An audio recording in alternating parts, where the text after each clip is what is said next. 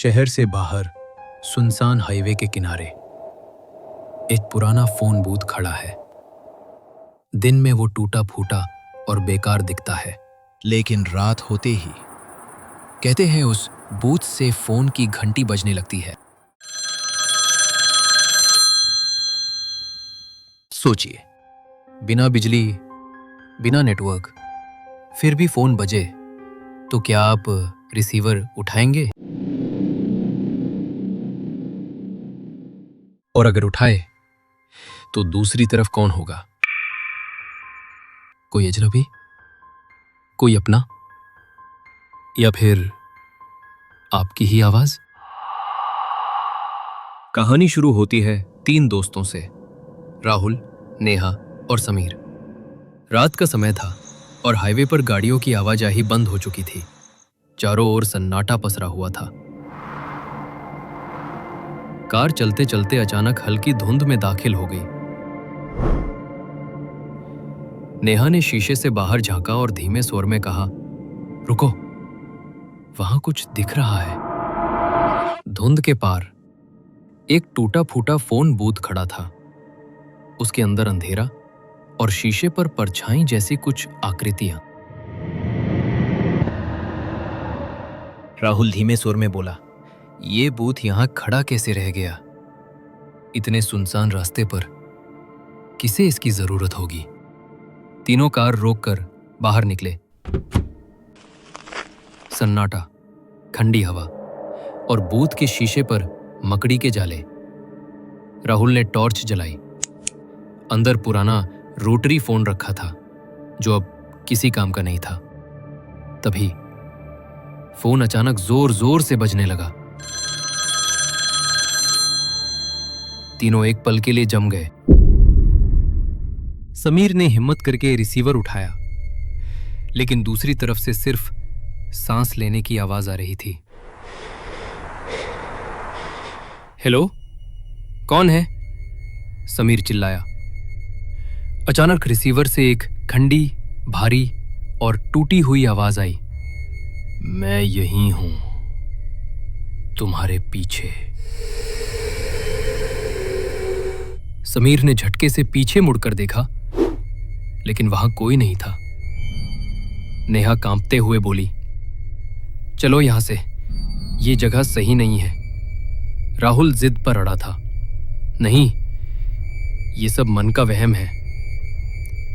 जैसे ही राहुल ने रिसीवर हाथ में लिया, उसे अपने ही नाम की गूंज सुनाई दी, राहुल। आवाज इतनी करीब से आई जैसे उसके कान में किसी ने फुसफुसाया हो। नेहा को अचानक बूथ की दीवार पर चिपके अखबार के पुराने कटिंग दिखे। उसमें लिखा था 1998, हाईवे पर हुई रहस्यमयी हादसा। 3 दोस्तों की कार ट्रक से टकराई। मरने से पहले उन्होंने बूथ से मदद के लिए कॉल करने की कोशिश की थी, लेकिन उनकी कॉल कभी ट्रेस नहीं हुई। नेहा ने डरते हुए कहा, यानी ये वही लोग हैं जिनकी आवाज अब भी इस फोन में कैद है। अचानक बूथ की ट्यूबलाइट झपकने लगी और शीशे पर धुंधली आकृतियां उभर आईं। 3 जली बुझी परछाइयां, जिनके चेहरे आधे जले और खून से लथपथ थे। उनमें से एक परछाई ने बूथ के अंदर हाथ बढ़ाकर रिसीवर पकड़ा और वही टूटी आवाज गूंजी, अब तुम्हारी बारी है। अचानक बूथ का दरवाजा अपने आप बंद हो गया। राहुल अंदर फंस गया। वो जोर जोर से दरवाजा पीटने लगा, बाहर निकालो मुझे। नेहा और समीर खींच खींच कर दरवाजा खोलने की कोशिश कर रहे थे, लेकिन अंदर से कांच पर खून के धब्बे उभरने लगे, जैसे किसी ने नाखूनों से खुरच कर लिखा हो, हेल्प मी। राहुल चीख रहा था, कोई है, मुझे बचाओ। अचानक फोन अपने आप बजा। राहुल ने कांपते हुए रिसीवर उठाया। उसके कान से रिसीवर चिपक गया और फिर उसकी चीख इतनी भयानक थी कि बूथ के बाहर खड़े नेहा और समीर तक डर से गिर पड़े। कुछ पल बाद बूथ का दरवाजा अपने आप खुला। अंदर सिर्फ फोन रखा था। रिसीवर से अब भी राहुल की चीखें आ रही थीं, लेकिन राहुल खुद कहीं नहीं था। अगली सुबह हाईवे से गुजरने वाले लोगों ने देखा नेहा और समीर बेहोश पड़े थे। होश में आने पर दोनों ने सिर्फ एक ही बात कही, हमने राहुल की आवाज सुनी थी, लेकिन वो कहीं दिखा नहीं।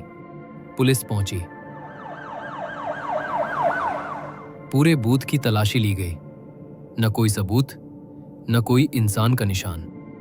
बस फोन हर 12 बजे अपने आप बजता है। लोग कहते हैं अगर आप रिसीवर उठाएं तो आपको राहुल की आवाज सुनाई देती है, चीखते हुए, मदद मांगते हुए।